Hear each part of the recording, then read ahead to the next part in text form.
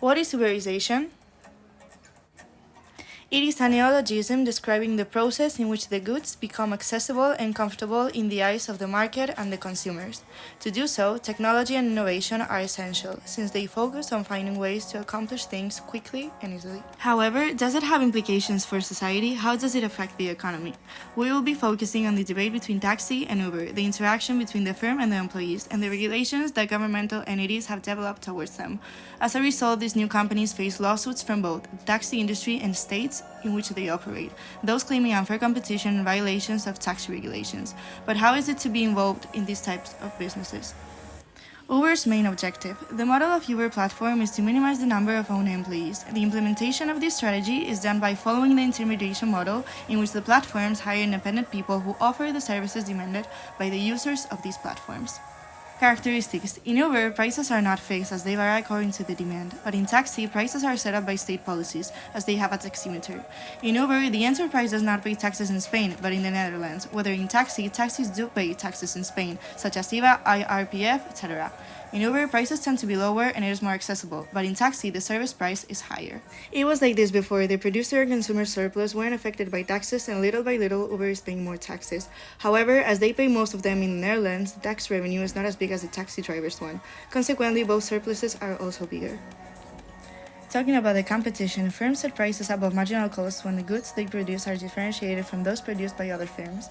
Firms can benefit from strategies that reduce competition, but without competition, the deadweight loss may be higher. Policymakers try to reduce the loss through competition policy.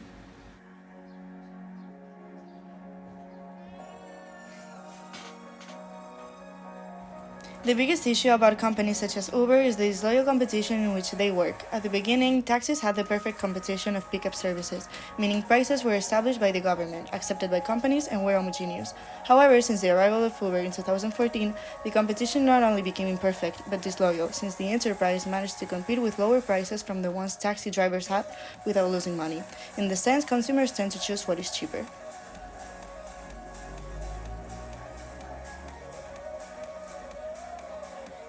Taxi drivers still work as if it is a perfect competition. Government establishes their cost as well as the law protects them with a supposed proportion of 1 BTC license for every 30 taxis. Nevertheless, nowadays proportion is 1 BTC for every 2 taxis, which means a huge percentage of people working without regulations. Because of it, Spain and the European Union came to the conclusion on the necessity of regulations for Uber, the Diablos Decree of 2018, which in practice transferred powers to the communities and municipalities, giving them a 4-year moratorium to regulate the sector.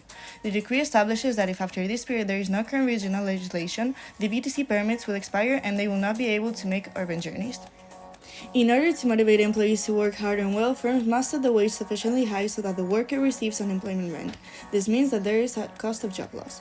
Uber does not need to give incentives to their employees since people have the freedom fluctuations and one-sided power relationships. However, Uber does have incentives, and drivers must gain between 3,000 and 4,000 euros monthly in order to get those.